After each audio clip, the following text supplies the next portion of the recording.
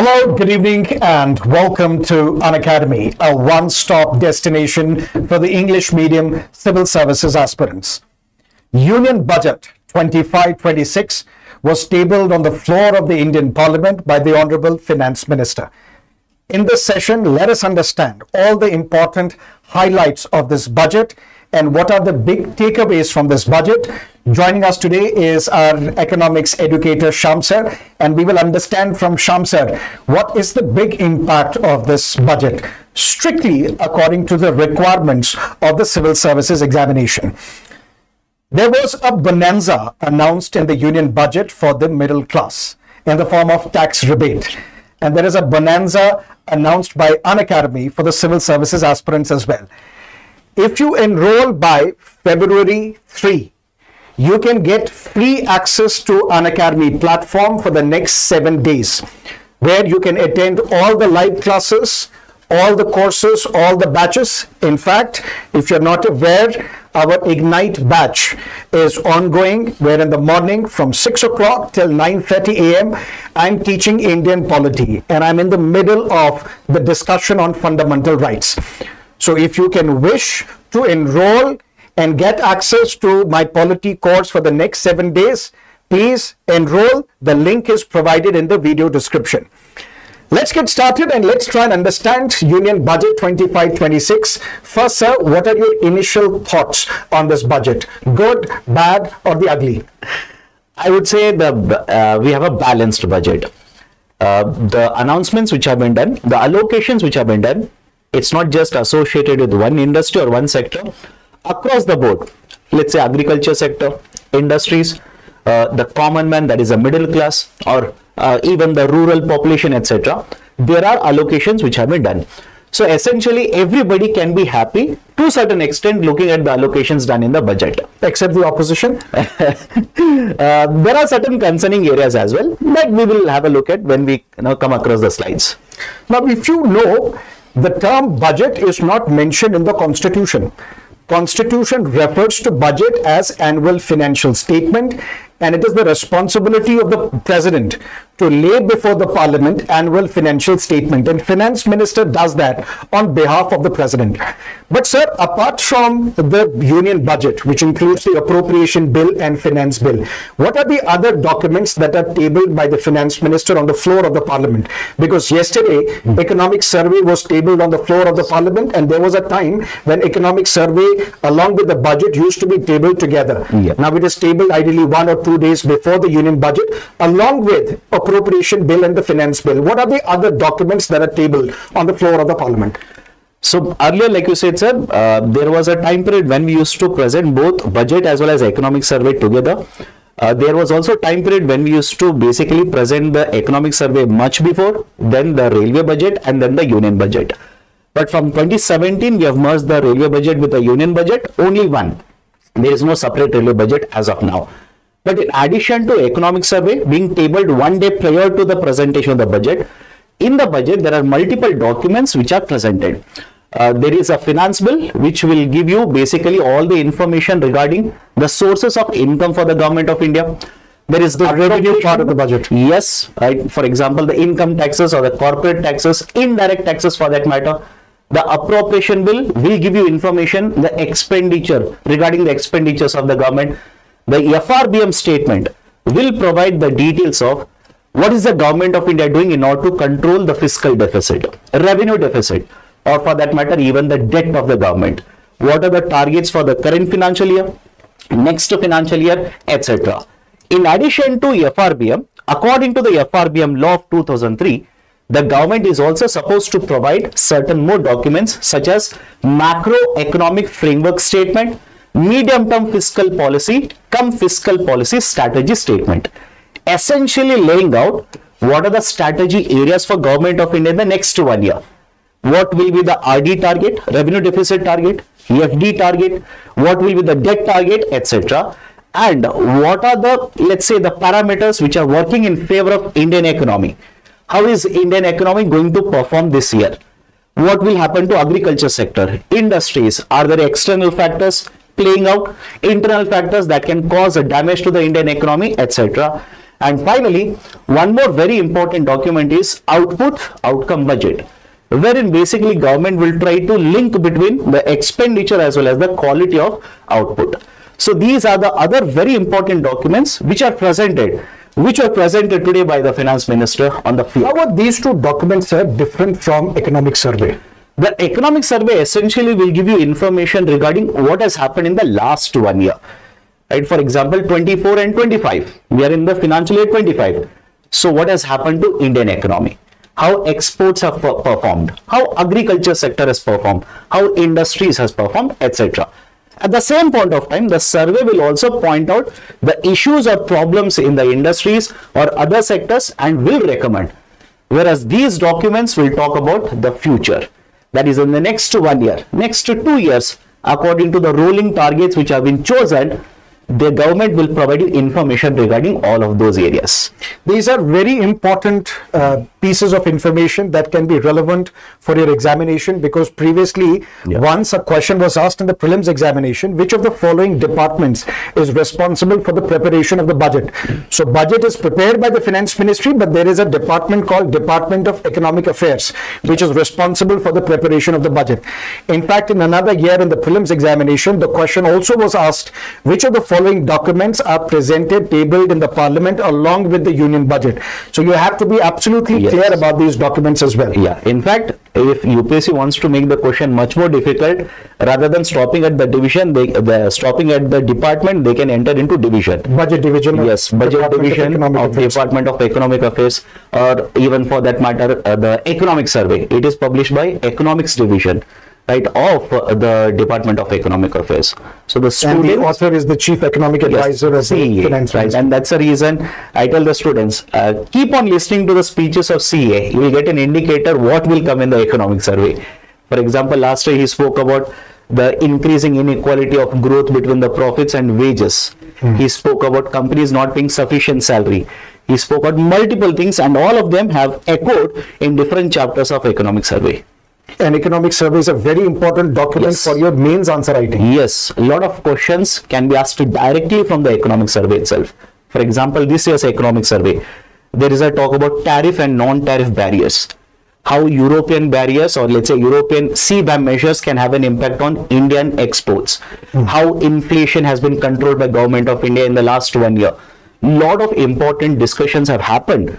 Right, and those are important not only for prelims but also for mains as well.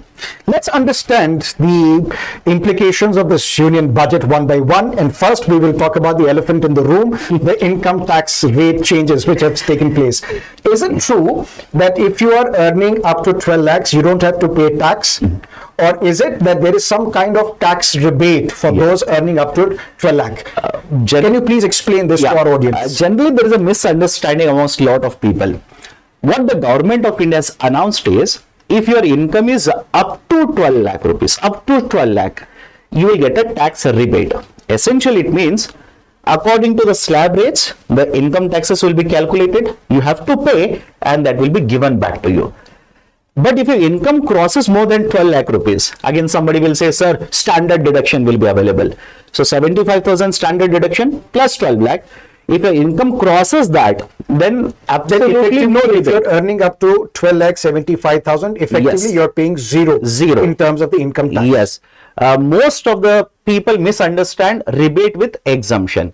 Exemption can be available to everyone who is paying income taxes. The government has not announced an exemption. It has effectively announced a rebate, which means, let's say I am earning 20 lakh rupees. I am not going to get any kind of a rebate. I will have to pay the income taxes as it is, as per the slabs which have been provided by the government. And this will come into effect only if you're opting for the new tax regime. New tax regime, not for the old tax regime. For old tax regime, the tax slabs remain the same. And the government has been very clear regarding that. They want lesser and lesser people to use the old tax regime, and they want to have a new tax regime, because obviously the complications under the old tax regime is much higher. And that is why the finance minister also spoke, although she has spoken of this previously as well, that reform in the income tax laws, because it's a bulky law. Yes. With so many provisions. Yeah. And now they want to simplify it for the people of this country. We will talk about income tax specifically, but finance minister used this term, which has been used by Prime Minister as well, number of times, called Viksit Bharat. Yes. What are the parameters of Viksit Bharat? What is the idea behind Viksit Bharat? So multiple times, even in the news, documents, or even ministers when they talk, they generally say that by 2047 we want to make Indian economy a Viksit Bharat. But for the first time, the finance minister in the budget speech today has defined Viksit Bharat, taking 6 parameters into consideration. Which can be important for the exam. Yes, the UPSC can ask you, either even in the interview, they might ask you, how do you define what is a Viksit Bharat? How will you find out whether India has become a Viksit Bharat by now or not? So the 6 parameters are essentially, we want to ensure there is zero poverty. Second, 100% good quality school education, access to high quality, affordable and comprehensive healthcare, 100% skilled labor with meaningful employment, 70% women in economic activities, and the 6th parameter, farmers making our country the food basket of the world. If you look at the parameters, we are trying to ensure that all the sectors or all the participants, stakeholders of the economy will be able to benefit by ensuring, let's say, zero poverty or earnings of the farmers. Zero poverty, sir, sorry to interrupt you. What is the formula for eradication of the poverty? Are we still following the Tendulkar committee recommendations? Because if you change the goalpost and reduce the minimum amount of money that a household should have in a particular month or a day, by that logic, you can reduce the poverty by an instant. Yes. What is the definition of zero poverty? Right now, the goal, or let's say the definition of poverty that we are using is not of Tendulkar committee. We are essentially using a concept of multi-dimensional poverty index. Raghuram Rajan committee. Not even Raghuram Rajan committee, Niti Aayog report. So earlier we had Tendulkar committee report, 2011 it gave us a poverty line. Then the government of India set up the Rangarajan committee. Recommendations were provided, but government of India did not accept it. But later, after that, Niti Aayog has come out with a multi-dimensional poverty index, wherein it has taken 12 indicators to define what is the poverty rate in India, or how many poor people, or how many people can be classified as poor in India. Of course, there are criticisms regarding that, because the model that we are using, we have borrowed from United Nations. United Nations model has 10 parameters, we have 12. There are problems, there are criticisms, but right now the way we are measuring poverty, how many people are poor, non-poor, etc., it is based on the MPI itself, sir. Okay, so according to that, the government of India claims that over a period of time, millions of people have moved out of poverty. So by 2047, zero poverty. Zero poverty according to those parameters. And there are some green shots because of the ASER report as well, Annual Status on Education report released by Pratham, which is a non-governmental organization. And for the first time, we are seeing the quality of learning has improved amongst the students. So now the second parameter on the basis of which we are going to measure whether we will achieve Viksit Bharat by 2047 is 100% good quality school education. And there is also a talk in the budget of providing internet access to all the schools. There is an initiative by Government of India, BharatNet. We want to ensure that all the village panchayats will have a very high-speed broadband connectivity under BharatNet. So government says we will use this internet connectivity to provide the connection to all the schools. In fact, even yesterday's economic survey has stated that the quality of education enrollment in India is actually increasing. The gross enrollment ratio, the target under the NEP 2020 is 100%. For primary level, we have already reached 93%, which is a very good indicator, which shows that we are moving towards 100% quality education in India. Okay. And then let's look at the income tax rate, sir. So the first, the most important, which most of the people are looking out for, is the nil income tax for those earning up to 12 lakh rupees. Like we have discussed already, it is not available for everyone.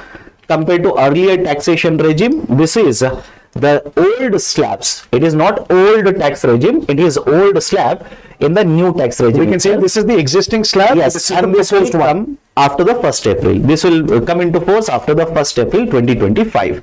So essentially, right, the slabs have been changed, income tax rates also have been changed. So the government says if people will opt for new tax regime and as per the new slabs, they'll be able to save huge amount of money up and above 80,000 rupees. Right, but again, that depends on whether you're earning 12 lakh or more than 12 lakh rupees. This means you won't be satisfied with this tax. No. Because you won't be benefited from this. So for middle class, definitely yes. It's a very good, let's say, decision of Government of India. Which also means, sir, that the government has eyes and ears to the ground. Yes. Because consistently over the past few months, Yes. Although this has been going on for many years, but over the past few months, we saw a lot of noise Yes. on social media, even in the newspapers, about how the tax rate in India is high. Yes. Not as high as compared to United States or London, Yeah. but very high, because when you compare it with the quality of the services provided by the government in terms of road, infrastructure, educational opportunities, in terms of sanitation or hospitalization, we are considerably at the lower end. So government is listening to the people, and this is how we can link it to governance as well. The role of the pressure groups in forcing the government to act in a certain way. Yes. In addition to, let's say, the grievance that the tax rates are higher for the middle class, there was one more grievance that the middle class is being hurt on the other side as well. That is the consumption side. Lot of the money that I'm earning, I'm paying already in the form of income taxes. Now, what about the consumption side? The market price of many of the commodities has gone up because of inflation. There is a grievance regarding GST as well, that I'm paying more and more money for certain commodities which are essentials for me. So Government of India, by ensuring that they're targeting only the middle class, because they could have provided it to everyone, but they have given it to middle class, which basically is being hurt by multiple factors in the Indian economy. So which basically means if you're changing these tax rates, tax slabs, what is the amount of money that the government is hoping to lose? How many lakh crores? 1 lakh crores? So Government of India basically has implemented reforms in two ways. One, reduce the income tax rates for, let's say, the middle class households. Which primarily would mean that now people will have more money to spend. Yes. Which they will spend on essentials. Yes. Which they will spend on consumption. So Yes. ultimately the consumption will increase. Yes. And it is going to be good for manufacturers as well. Yes. If they will not spend, at least the savings rate in the economy will go up. Because according to the latest data for GDP growth rate, the private sector investment is on a lower side.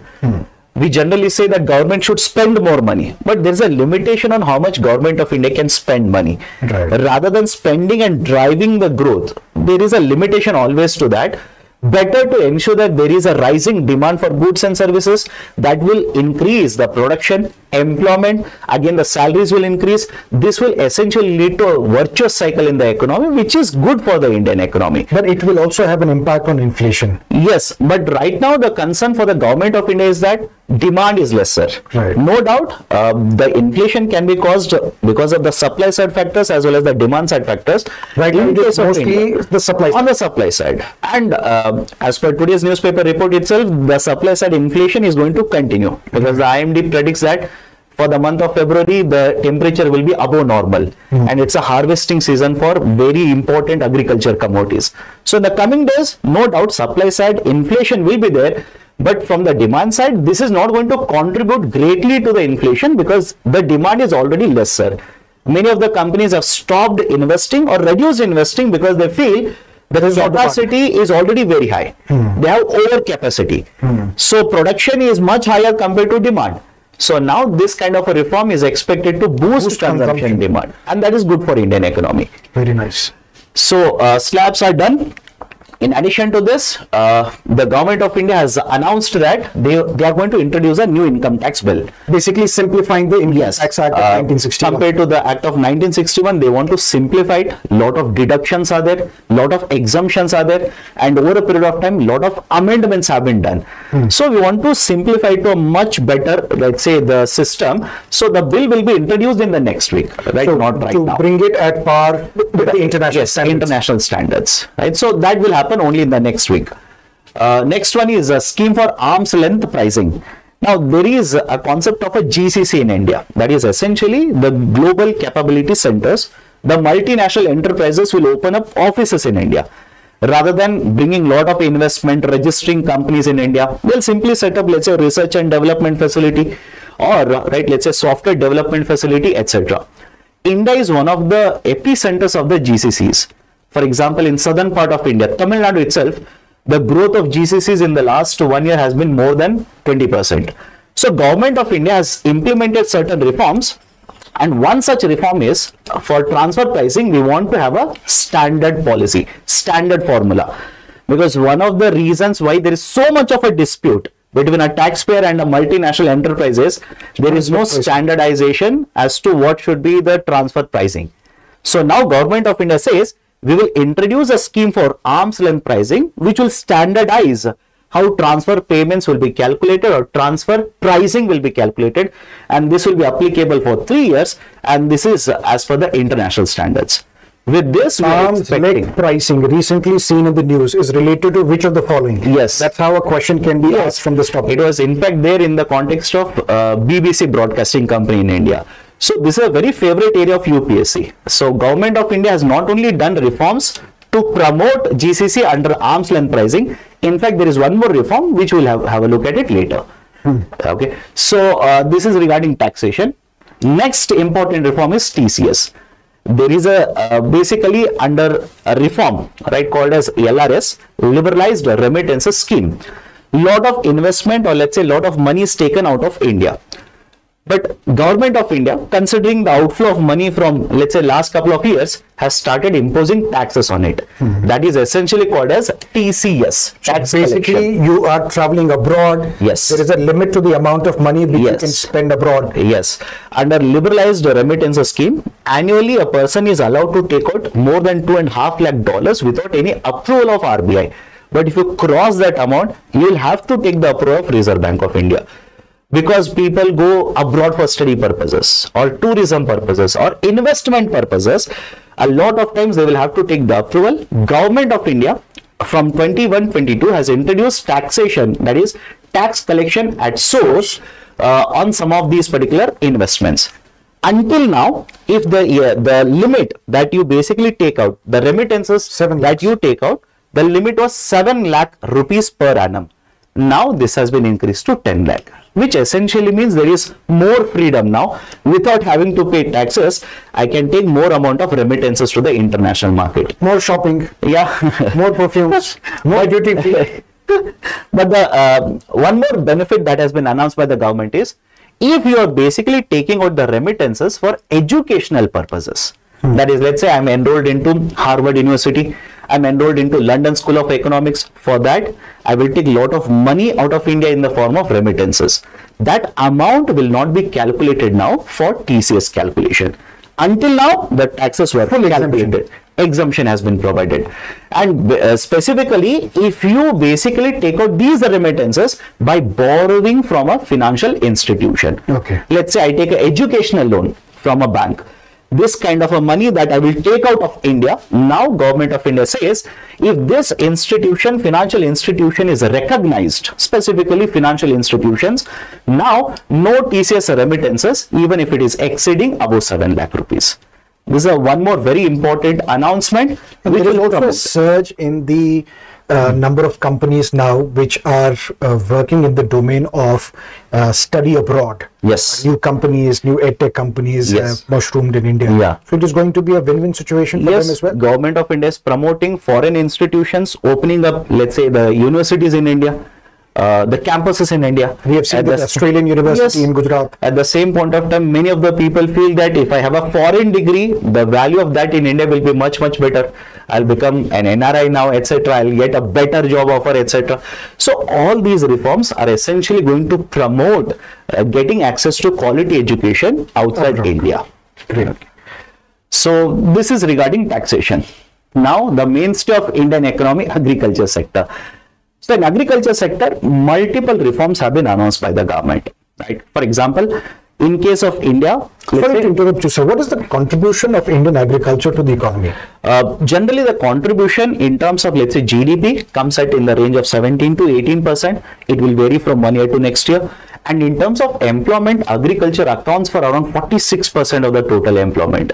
The sad truth is that over a period of time, the GDP contribution has come down, industries and services has picked up, but the employment has not reduced by the same proportion. At the time of independence, it was in the range of 60 to 70%. It has come down to 46%.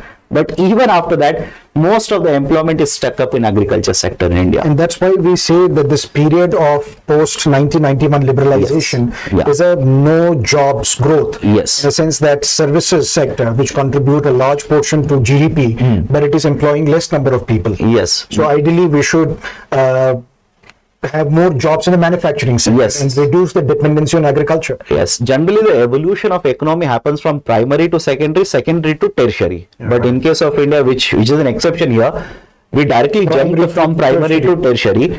And tertiary, again, it's not that all the industries in tertiary do not generate jobs. There are certain industries which are labor intensive. But disproportionate. Yes, but it is manufacturing which is more labor intensive, and that's the reason Government of India has implemented multiple reforms over a period of time to promote manufacturing. PLI, Make in India, Startup India, etc., etc. Right?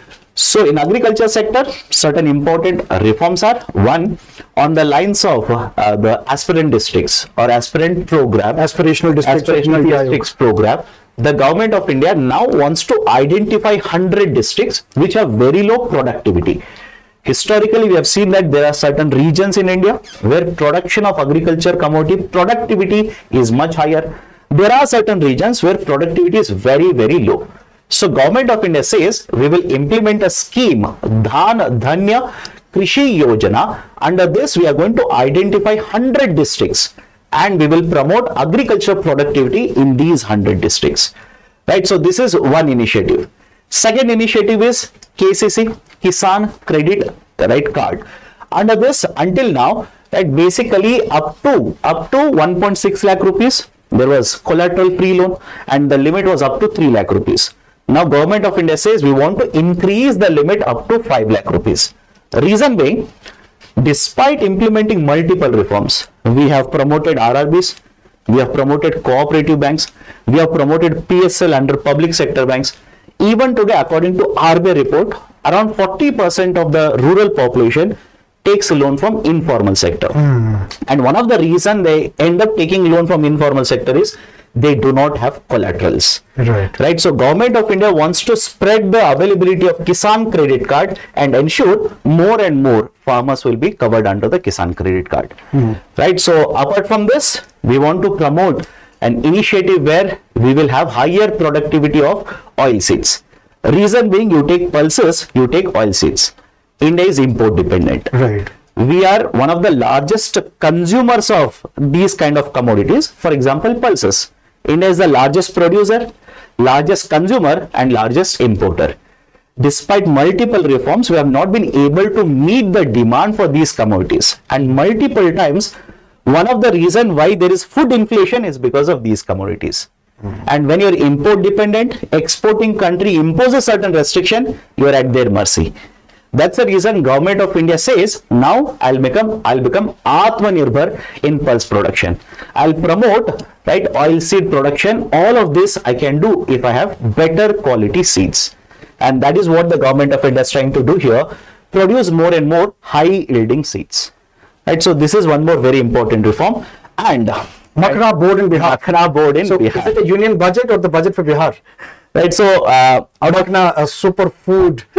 But it's a very good development. It's a very good development, but again, there would be a criticism that a lot of announcements were done for Bihar. No, that is because the government is dependent. As a person belonging to southern part of India, we only got poetry from the finance minister, and the people from Bihar got a lot of allocations. No, this is not a platform to complain to the government.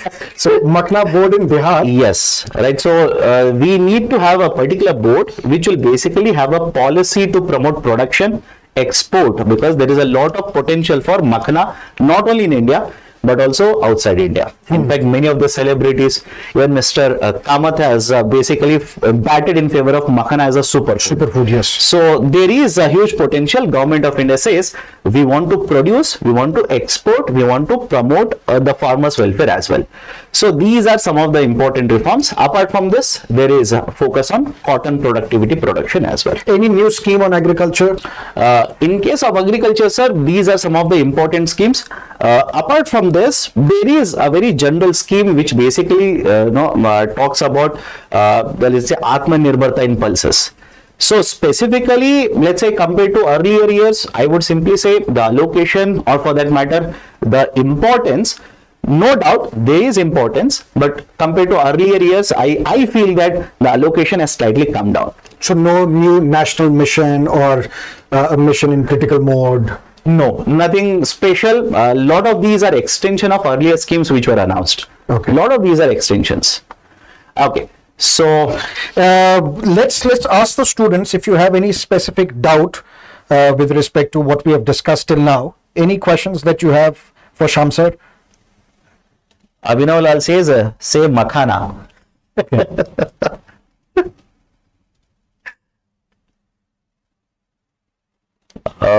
Where will this PDF be provided? After the session is over, the PDF will be available in our Telegram channel. You can download it from there. Okay, let's look at the infrastructure. Yes. So, please understand, the infrastructure investment will have a multiplier effect. And over a period of time, the central government, especially post-pandemic, the center has been investing a lot of money for the development of infrastructure. The argument is, during pandemic, the private sector reduced its investment. So, Government of India had to step in, invest more and more. That would lead to basically Indian economy coming out of a vicious cycle into a virtuous cycle of economy.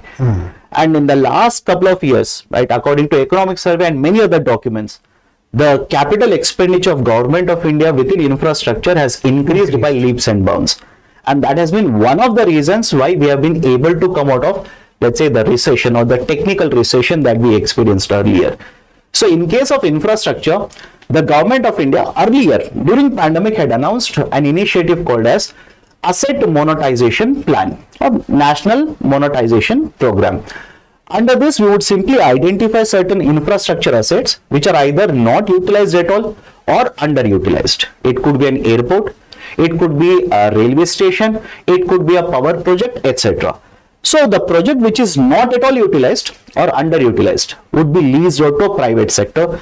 We would able to collect a lot of money and use the money for development of infrastructure.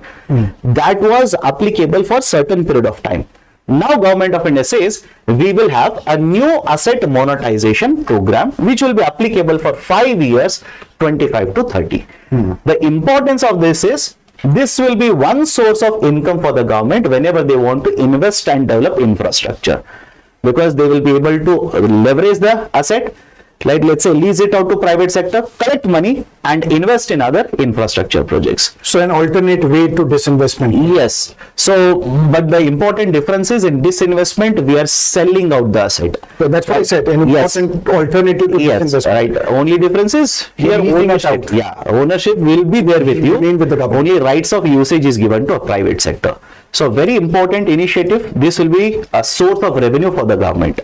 Second one is, during pandemic, this initiative was introduced by the government. Initially, we started allocating 75,000 crore rupees per annum. Later on, increased to 1 lakh crore. Later on, increased to 1.5 lakh crore to the states. Under this, the center will simply allocate based on certain formula parameters, certain amount of funds to every state government. And they are supposed to utilize it for development of infrastructure. They will not be allowed to use it for revenue expenditure, only for development of not for freebies. Absolutely no. And this will ensure that the capital expenditure will not only be done at the center level, but also at the state level. Because if you look at the overall expenditure, this will be interest free. Yeah, absolutely interest free, right? No interest charge whatsoever. This is important because during pandemic, the states said, the amount of taxes they are collecting have gone down. They do not have sufficient amount of money to develop infrastructure. Then center said, don't worry, I will provide you interest-free loans, and not a short-term loan, a very long-term loan, so that immediately you do not have a burden of repayment. And the states collectively put together will account for more than 60% of total expenditure. And which are the states which are doing well in this program?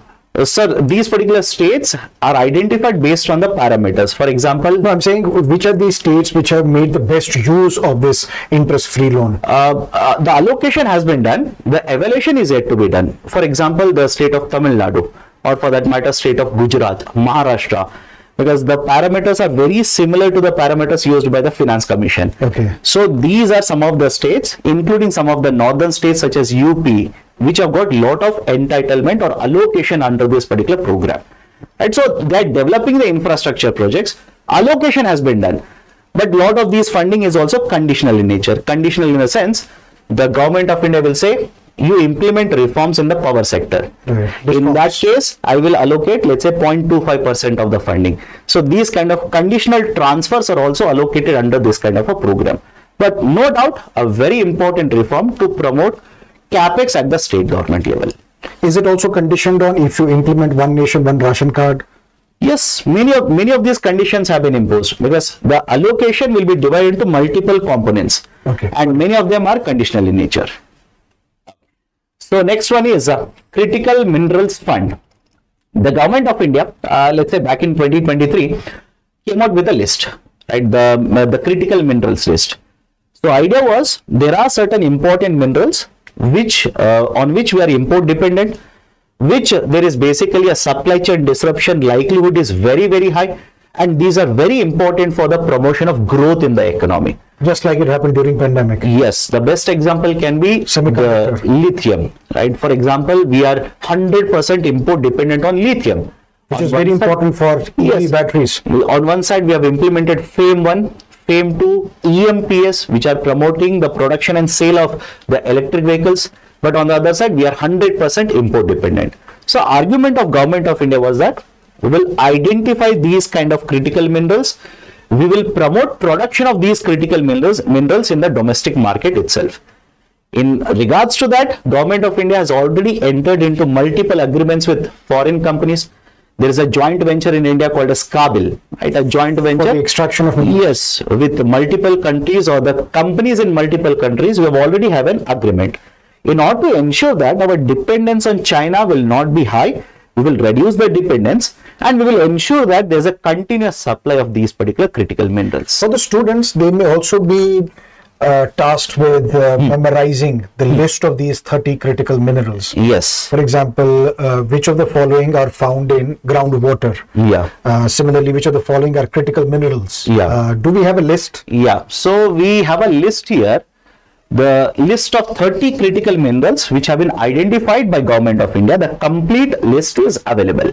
Right. So I don't think so UPSC will ask you the complete list. They can pick up one or two. For example, very recently the government of India in the budget itself has made announcement regarding lithium. So they can ask a question regarding a critical mineral such as lithium. Or very recently China has announced a certain export restriction on some of these critical minerals. So based on the context, UPSC can pick up a question as to whether this is a critical mineral or not. And a lot of these are used in multiple industries in India. It could be electric vehicles. It could be solar photovoltaic modules.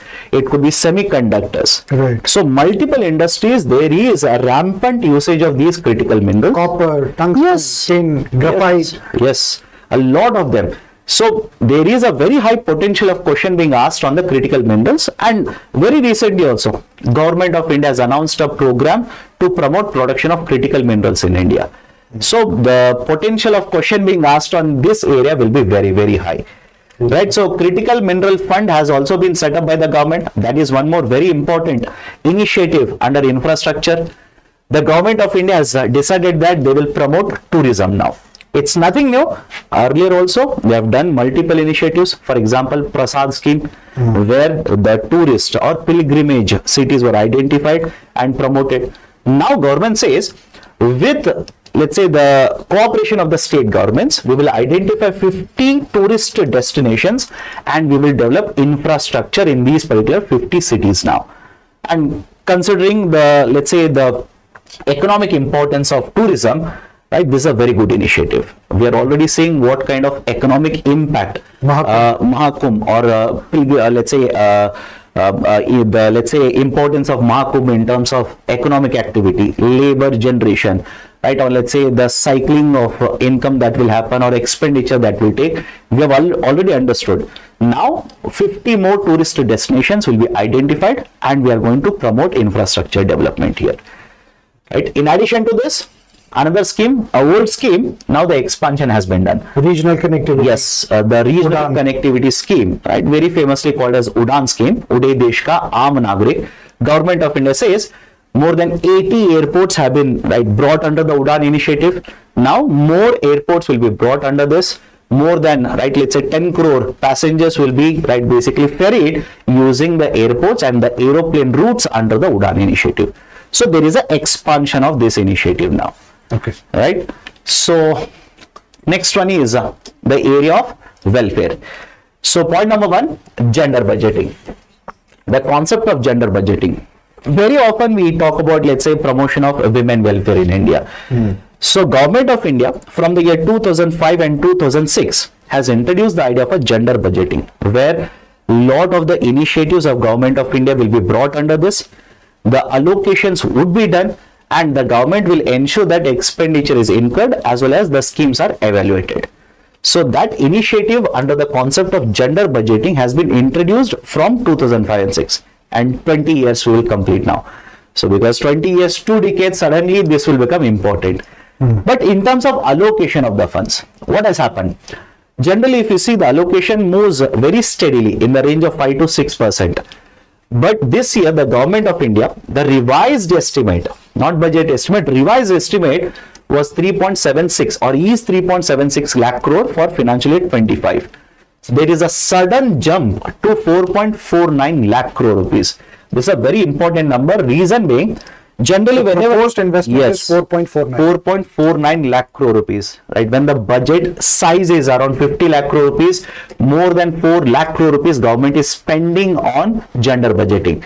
So this is also a very important initiative. If the UPC will ask you what kind of reforms are being undertaken to promote women empowerment, this is one point that should be mentioned by the students, which will fetch very good weightage or as well as the marks. Next one is, there is a fund called as Swami Fund. Essentially, during pandemic, Government of India identified that, and even before pandemic this was launched, there are certain housing projects which will get stuck up because of multiple reasons. So Government of India said, I will set up a fund, utilize the money from the fund to complete the infrastructure project, that is housing project, and hand over the keys to the beneficiaries. So that is called a special window for affordable and mid-income housing scheme. So government now says, in the next financial year, I'll complete 40,000 new housing units under this scheme, construct the houses, use the funds. Basically, these are 40,000 which are still under construction. Yes, we will complete it and simply hand over the keys to the beneficiaries. So this is one more initiative, basically talking about welfare of the middle class households. Okay. Now, in addition to this, regarding exports, the exports, Government of India very recently has announced a foreign trade policy, foreign trade policy 2023. Under foreign trade policy 2023, we have a target of ensuring the total exports from India will be worth $2 trillion by 2030, equally divided between the exports of merchandise as well as services. What is the current value? Current value is in the range of 700 to 800 billion dollars. But the worrying fact is that because of, let's say, elections in multiple countries, more than 70 countries had elections this year. Because of inflation in multiple countries, because of the disruption in the Middle East, as well as let's say the problem with Panama Canal, Red Sea transportation, etc., India's exports, specifically merchandise exports, were affected. Right? And the worrying fact within this merchandise export is the labor-intensive merchandise exports, such as gems and jewelry, the diamond industry, the textile industry. So these particular industries, which are very much labor intensive, have taken hit. That's the reason very often in the newspaper there will be reports which says a particular diamond, let's say, company which in the earlier part of Diwali used to give Benz cars, etc., have started removing employees. Right? So Government of India now says we will promote exports. We will set up export promotion mission. Every ministry, there will be targets individually, right? Let's say every ministry will be involved here. That is the export mission. There will be one portal, essentially a single portal, to submit all the documentation, get the approval, get the financing assistance, etc. And that is Bharat Trade Net. A new portal has been announced. And the third one is for global capability centers, Which like we I were said. discussing earlier. Yes. So one more very important initiative is, right now there is no national framework. There is no unified policy. As a result of the absence of unified policy, the idea of a GCC, the way approvals are provided, the way they are set up will vary from a state to a state. So Government of India now says, for the whole of India, I will have only one framework. Right, so this is again expected to basically attract a lot of GCCs in India, and as such, Ease of doing business will yes, as such, more than 1600 GCCs are already present in India, one of the largest ones in the global market. And because the labor is comparatively affordable in India, skilled labor, especially in the software industry, skilled labor is available. Right, the IT industry is very much developed in India compared to Western markets. We are able to attract a lot of investments. For example, Truecaller, it has a GCC in India. Yes. Right. So multiple companies, we expect in the coming days, more and more companies to set up GCCs in India. So this is regarding exports. Now, regarding startups, right? So Government of India essentially back in their 2014-2015 promoted the idea of a Startup India. And as an initiative under the Startup India, they said, we will provide you tax breaks. That is, you set up a startup, you be notified as a startup by DPIIT, right, under the Ministry of Commerce. And once you're recognized as a startup, we will give you certain tax breaks. We'll give you tax holidays. For 3 years, do not pay any taxes. Whatever profits you generate, don't pay taxes. Certain benefits were given even in case of capital gains tax. But that was applicable only if you start, right? The incorporation of the company has to be done before 2024. Right? So this was extended last year in the budget to 2025. Now Finance Minister providing a very big relief has said, no, it will be extended by 5 more till years. 2030. And this is also in line with the changes made to the angel tax. Yes. Which is to boost the funding of startups. One of the biggest concerns of the startups, or which hurt startups, was basically angel tax. And thankfully that was withdrawn by Government of India in the July budget. Now Government of India providing impetus to startups has said, don't worry, even if you incorporate by 2030, you will be able to get the tax benefits which are available to the earlier startups. So this is expected to again attract a lot of investment into the startups, and as such, India is one of the largest startup ecosystem in the world. Right? In fact, in terms of ranking, generally India will be ranked as second largest ecosystem, third largest ecosystem. United States, China, and India. So this is expected to again promote more and more investment, more and more establishment of startups in India. Which will also further boost employment opportunities. It is expected to boost employment. Startups are generally new age businesses, unlike let's say traditional businesses. They will invest more and more in research and development.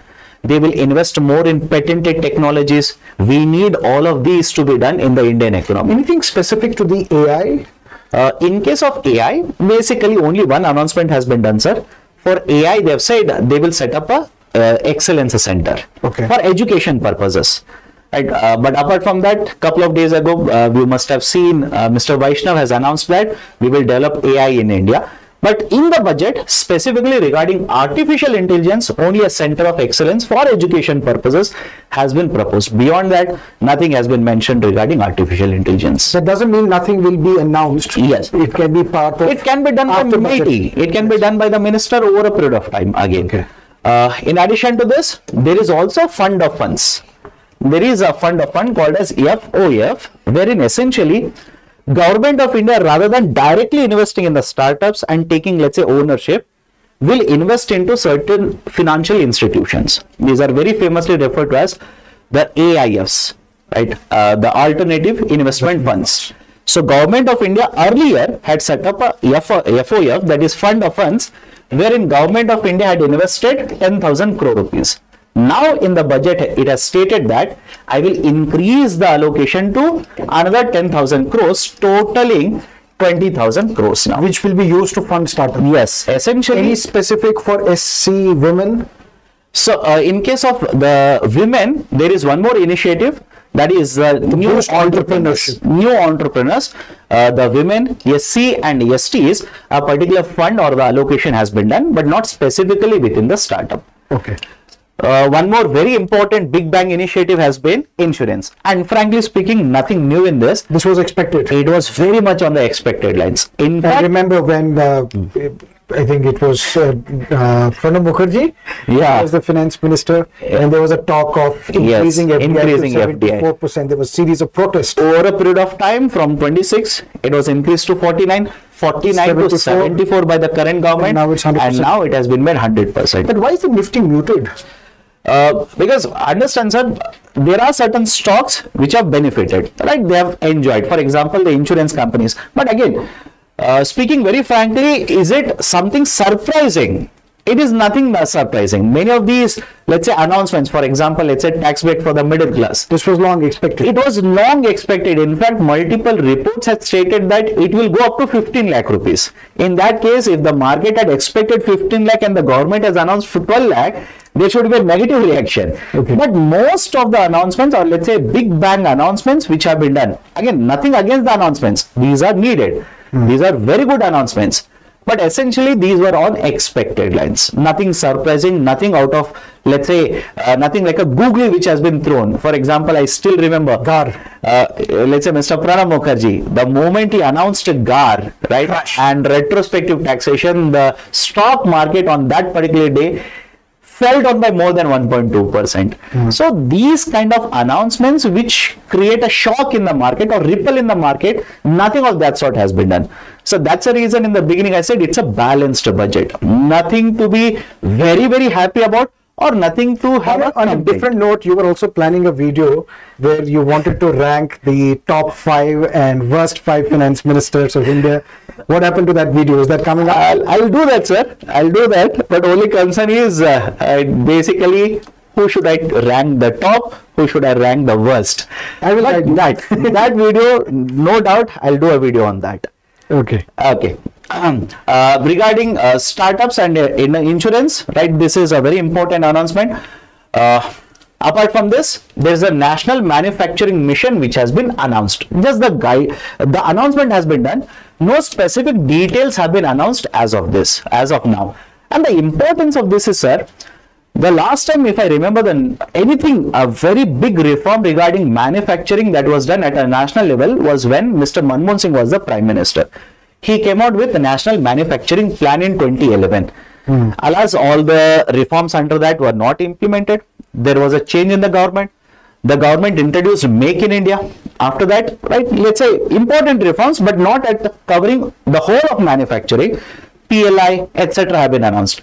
Now government says we need to promote overall manufacturing, right? So for the whole of the manufacturing, now government says we will bring out a mission. What will the counters of it? We will have to wait and see. But definitely, yes, a very good announcement.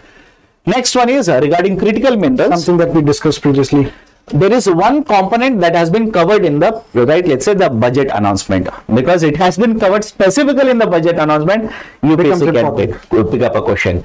So cobalt powder and waste, again associated with lithium itself, these have been exempted from the BCD, basic customs duty. But just to be very precise here, this is not the first time anything has been exempted for critical minerals. For example, in the month of July, when the budget was announced, Government of India Finance Minister identified 25 critical minerals and said we are going to exempt the basic customs duty because we want this to come at a cheaper price into the domestic market.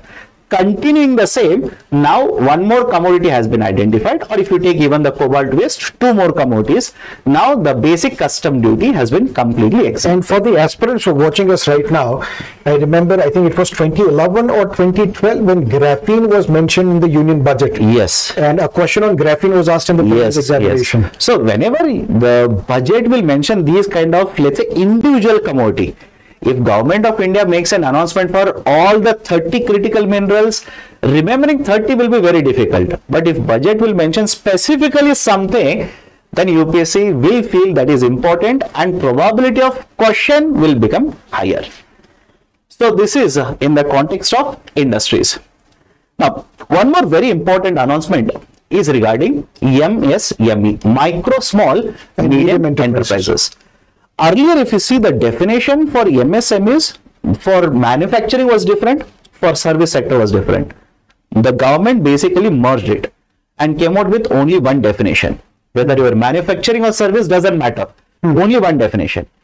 And compared to earlier, let's say definition, which basically focused on investment, government changed it to investment and turnover.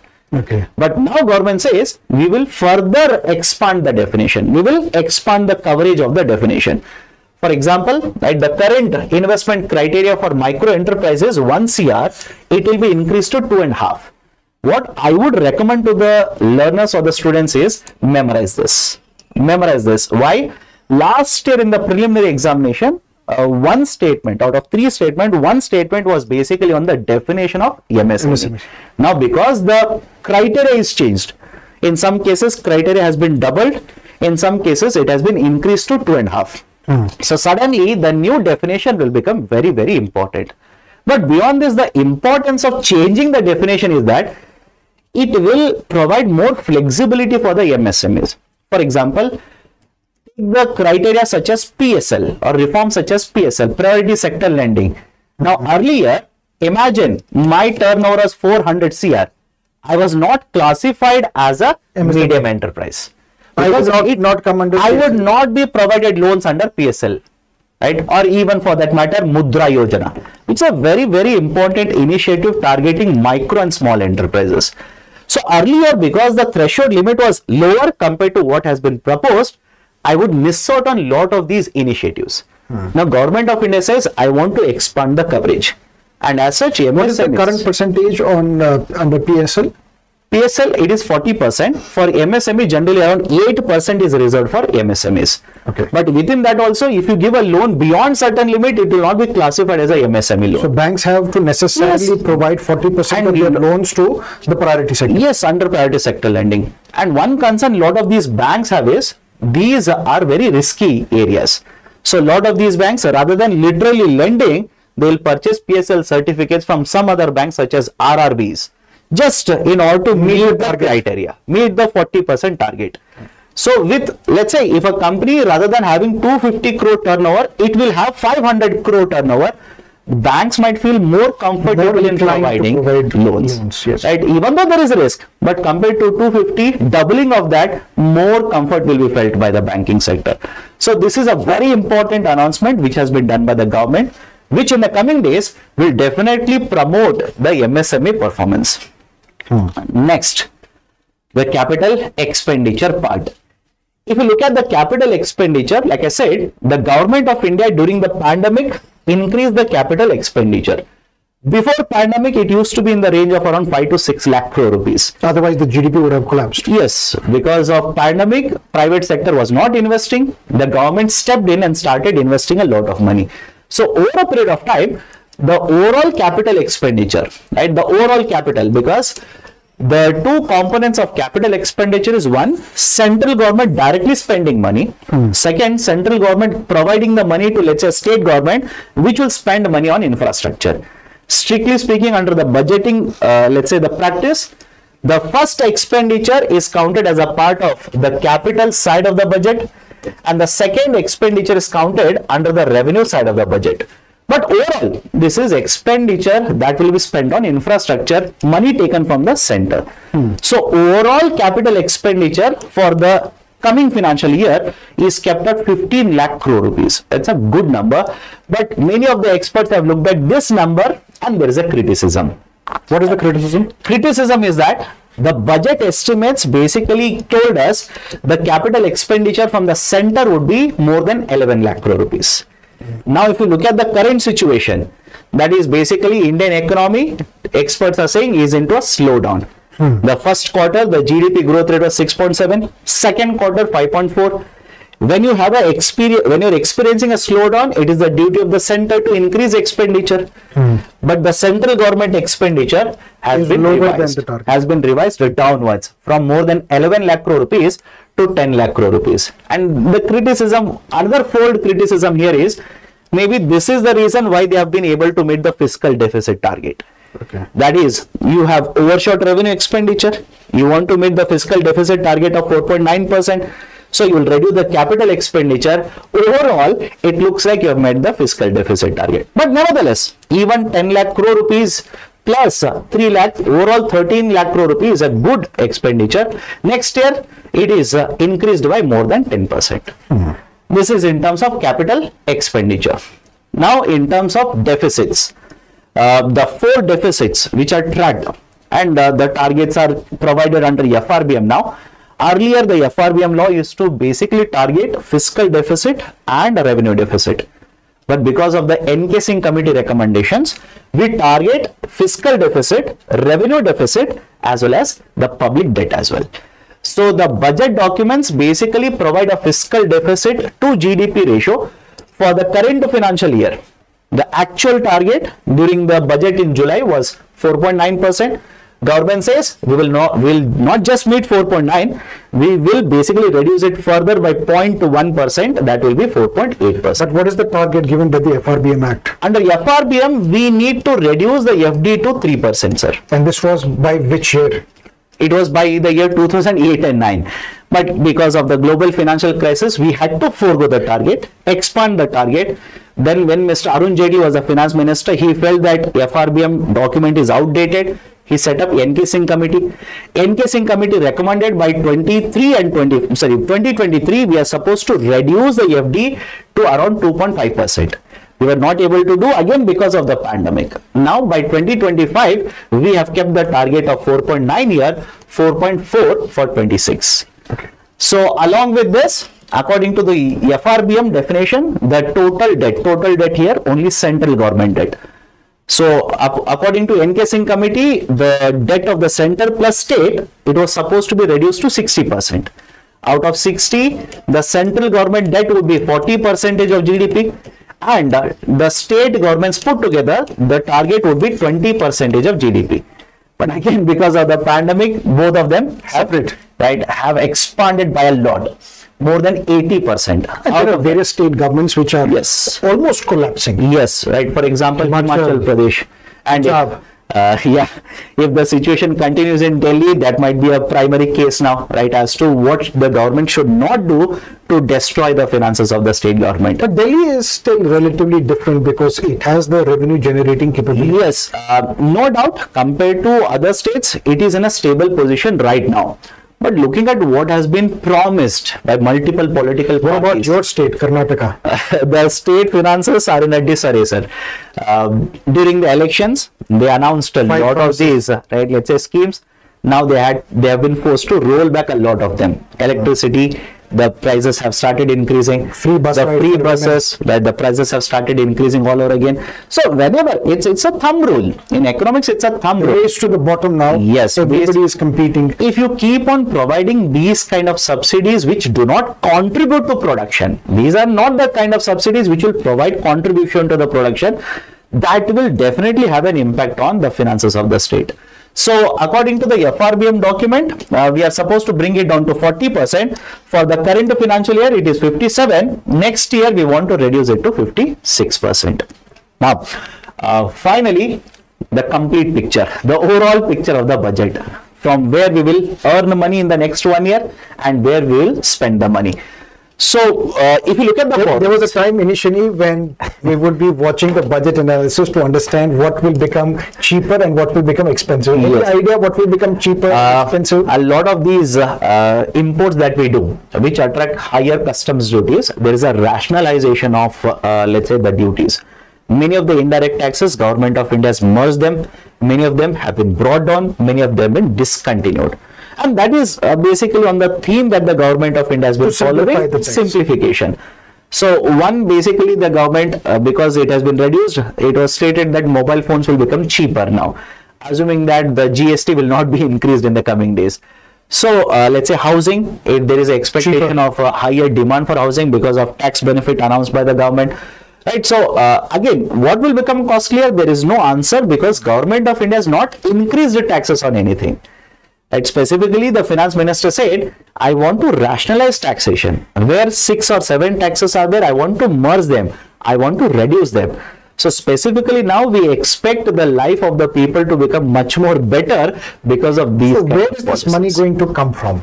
Which one, sir? The money to spend for the next financial year. The If money. you're not increasing the tax rates for commodities, Yeah. if you are foregoing 1 lakh crore rupees Yeah. by reducing the tax slabs, where is this money going to come from? So one, as usual, will continue to borrow. Right? If you look at the number here itself, Again, a deficit budget. yes, historically we have been a deficit budget, and nothing wrong Nothing with wrong with having that. a deficit If budget. that money is used for capital Yes, expenditure. capital expenditure, and we are a developing country, by the way. Even a developed country has a deficit, such as USA. Yes. So nothing specifically wrong with having a deficit budget, but it depends why there is a deficit. Yeah. Right? Is it fiscal prudence that has led to deficit, or fiscal profligacy, extravaganza? So one, we will continue to borrow. Right, that borrowing will continue to happen. Second, the government of India is talking this way. This is what they are expecting to happen. I have reduced the income tax slab. I have reduced the income taxes on the middle class household. This will give more money to them. They will start purchasing more and more goods and services that will help us collecting more and more indirect taxes. Per se, they have not said they will increase the indirect tax rate, because instead of producing Consumption increases, Yes. so indirect tax instead will of increase. purchasing one good, if I purchase two goods, now more taxes will be collected by This the is where we need to see if the sale of two-wheelers increases over a period of Yes, time. yes. Generally, because there is a concern in India, there is a premiumization of consumption. That is Luxury goods, their demand is increasing. real Premium estate, cars, the cars, real estate. etc. So, if the demand for the two-wheeler increases, or best, the Maggi packet consumption increases, Parle G packet consumption increases, FMCG. In a nutshell, if the FMCG starts reporting good numbers, it's an indicator that the middle class is actually spending more money. Primarily toothpaste sales have Yes. to increase. Popcorn we can't afford now, right? So liabilities will continue to borrow 24 paisa, right? That is one of the highest. We need to cut it down, but anyways, the corporate taxes, as usual, the highest amount of money will be collected. Which is the biggest contributor today, income tax or corporate tax? So generally, sir, from 1 year to next year, the number might vary. But for the next financial year, Government of India says Corporate we will tax. be able to collect more and more income taxes. Okay. We'll be able to collect more and more income taxes. Again, it is just an estimate, right? Whether it will actually happen over a period of time next year, because there is always a revision. Revised. Right? So once the revision happens, we will understand which will contribute more. But historically, if you see, the amount of money that we are able to collect from GST as well as the corporate taxes have been higher. And this, in fact, was one of the biggest criticisms regarding the current government. That is, the people are paying more taxes Than the compared to the corporates. companies. This pattern shifted last year. Until last year, the pattern was corporate Corporates. taxes would be higher compared to income taxes. But from last year, income taxes have overtaken corporate taxes. That is one of the criticisms against the Any government. change in the corporate tax regime? Any Absolutely slashing no of the rates? changes. No changes. And we cannot expect the government to cut corporate taxes, because the government of India in 2019 had already cut the taxes. In fact, it expected huge amount of investment to flow into the corporate sector. Which didn't because of happen. that. According to RBI report, it has not happened. But on the other side, Government of India had to forego more than a lakh crore rupees because of the tax cut. So corporate taxes, income taxes, the customs, excise duties, as usual, excise duties account for a good chunk of total amount of money collected by the government thanks to the taxes on fuels. Right? Non-tax receipts is 9 paisa. The GST, right, 18 paisa. Last year, GST as well as the corporate taxes were on the same number, right? 17 paisa, 17 paisa. This time 18 and 17 paisa. And non-debt capital receipts just 1 paisa. So overall, if you look at the tax receipts, a major chunk of the money that is collected by the government will come from the taxes. On the other side, as expected, interest payment accounts for a large chunk of expenditure. Because when you're borrowing, you'll have Yes, to pay. you are borrowing consistently huge amount of money, 15 lakh crore, 20 lakh crore, 18 lakh crore. You will have to end up paying huge amount of tax. But interest. One interesting thing, or let's say one good thing that we need to observe is, if you look at the primary deficit essentially provides information regarding how much of the money that you have borrowed you are using for interest payment, how much for the current financial year. The Government of India's primary deficit estimated budget was somewhere in the range of 0.9. It has been able to bring it down to 0.8, which essentially means more, it is a good indicator. The amount of money that they are borrowing, they are not using more of that to take care of current year expenditure. Anyways, you are borrowed, you will have to pay. But because your financial capability, or let's say the tax resources or revenue mobilization in this year is much better, you are not using most of the borrowings for taking care of current year expenditure. You are using it for last year, right, interest payment, which is a very good indicator. So, in addition to that, the schemes 8 and 16, right, more than 20%, that is 1/4 of the total expenditure will go into the schemes itself. A lot of these schemes allocations have been increased. For example, Drone Didi scheme, which is being discussed multiple times in the newspaper, the allocation has been increased by more than 50%. Which is good. We need to promote empowerment of women. We need to provide them with more and more job opportunities. And Drone Didi will have multiple objectives, not just employment, but also agriculture sector. Right. So, multiple. Any increase this year on MG Narega allocation? Not so much, right, on the same lines. But again, there is concern regarding how the funds are being utilized in Manrega. And if you see the allocation which has been done by the government, let's say in the last 2 or 3 years, the allocation has been reduced. And many of the experts are pointing it out. You basically say you want to promote rural development. You say that there's a stress in the rural market. One initiative which can provide relief to rural population is Manrega. Right? Why are you slashing the allocation to MG NREGA? So, defense sector, again, not much change on the similar lines. Finance commission and transfers, and right, let's say the tax devolution, again on the similar lines. So, nothing, right, let's say surprising as such. Yes, definitely this is a surprise. Right, a surprise in the sense, again, this has been happening in the last 1 year. So this is essentially the complete picture of the finances of the central government for the upcoming financial year. Overall, how would you rate this budget then?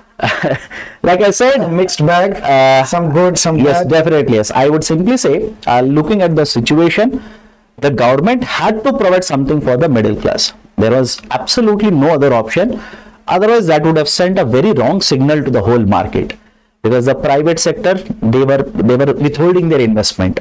FMCG goods, the consumption was slowing down. And India is such a big market. Yes. If you boost consumption, yes, you're going to collect indirect taxes. Yes. But at the same point of time, I will also raise a concern here. Concern in the sense, to what extent this kind of a tax break will boost in the demand. That is a concerning factor as far as I am concerned. Reason being, if you look at the RBI reports, the household debt has been increasing.